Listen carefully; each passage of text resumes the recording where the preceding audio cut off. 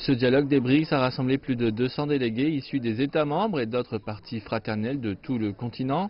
Les partis se sont mis d'accord pour encore approfondir les relations entre les partis politiques issus des États membres.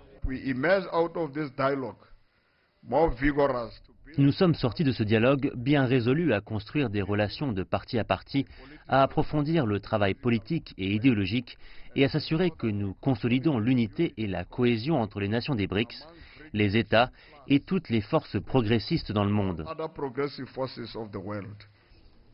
Dans son discours de fermeture, l'hôte, le Congrès national africain, a appelé à la fin de l'isolationnisme des puissances dominantes.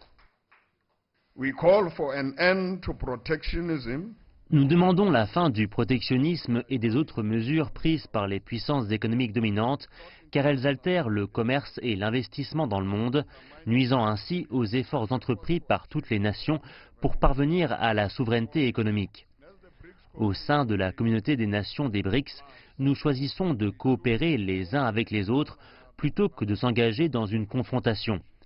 Nous voulons la paix et l'amitié pour maintenir la paix mondiale et régler les différends internationaux via les négociations et non pas via la guerre.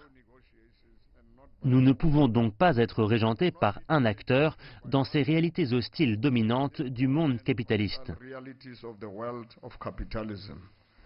Magashule a poursuivi son propos en disant que pour les États membres des BRICS, la prospérité mondiale partagée signifie que le système international doit avoir pour objectif la croissance inclusive et le développement.